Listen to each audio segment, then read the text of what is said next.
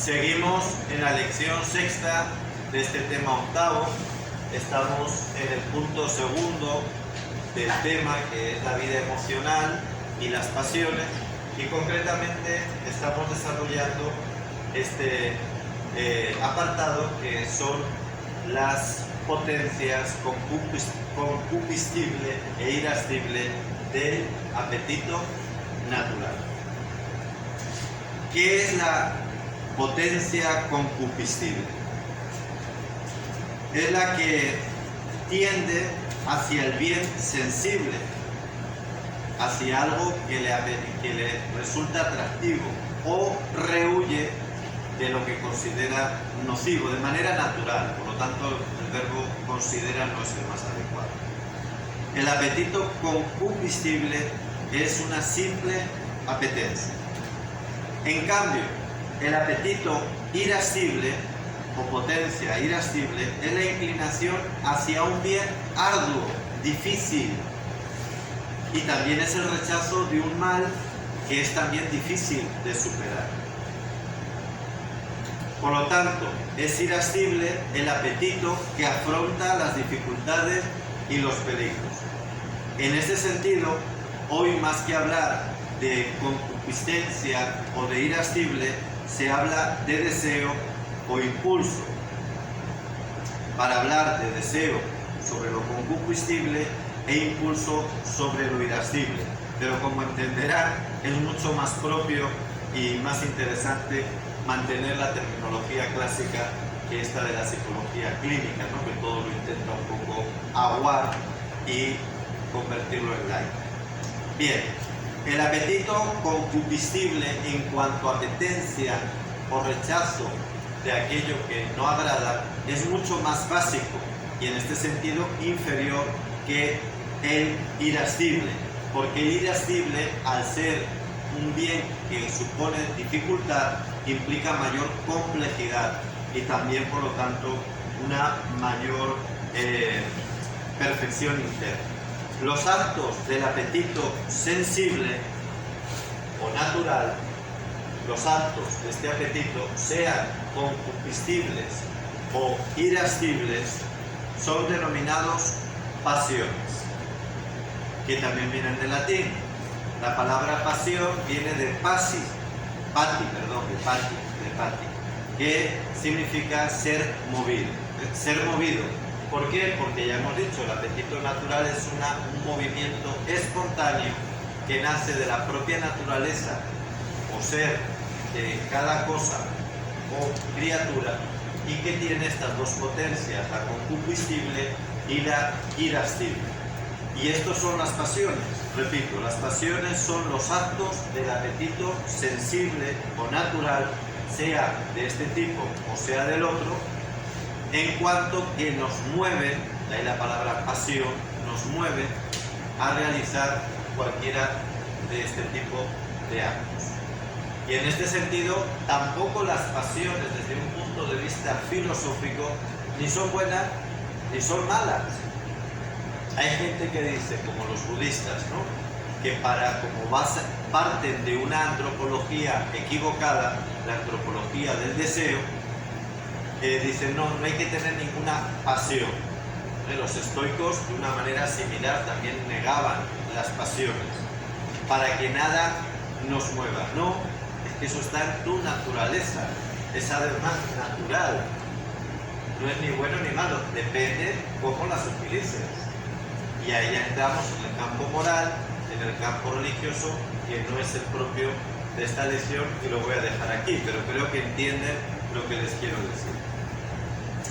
Y pasamos así al tercer punto, teniendo en cuenta lo dicho anteriormente, que es el autodominio y la educación del carácter, que ya hemos dicho que el carácter es aquel elemento de nuestra personalidad que es educable, porque no es congénito, sino que es fundamentalmente cultural y personal, es decir, el cultivo personal.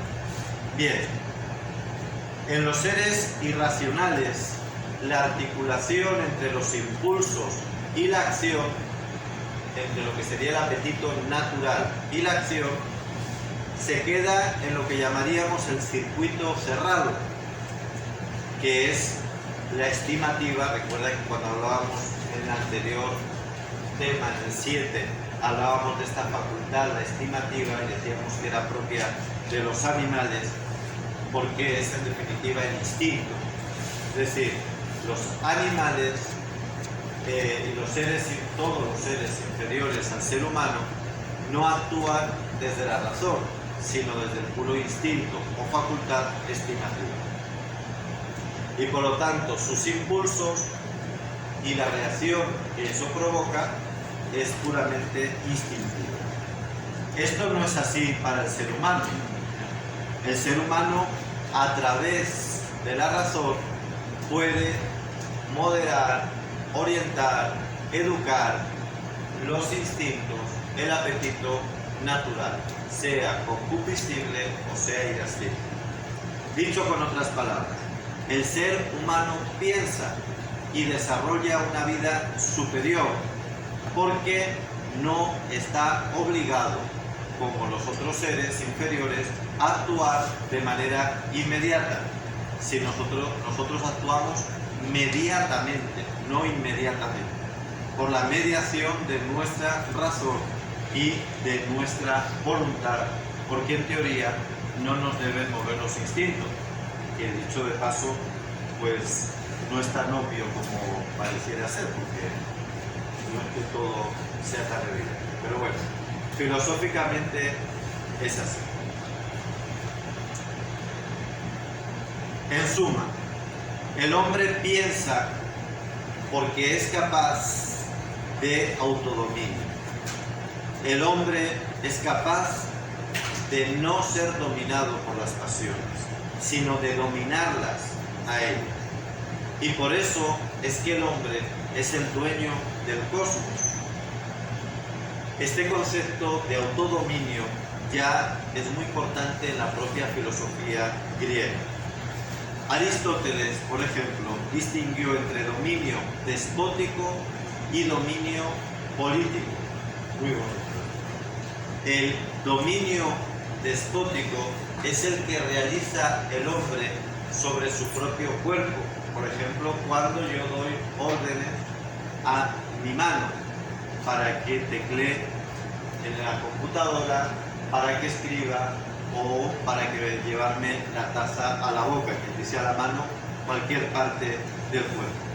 Sin embargo, cuando es un dominio ya no sobre lo somático, sino sobre mi carácter, sobre mis pasiones, sobre el apetito, cuando es ese dominio voluntario, consciente, que además siempre es indirecto, porque lo otro es directo, es mi cuerpo. En cambio, cuando yo modero una pasión, la educo, ya es indirecto, porque tengo que utilizar otros medios que no están en mí solo. Entonces lo llama como dominio político, porque implica siempre una interacción con los demás y con la sociedad. Es una distinción preciosa. Dominio despótico sobre el propio cuerpo, que es inmediato, y dominio político, que implica siempre mediación. Pues hasta aquí la lección sexta.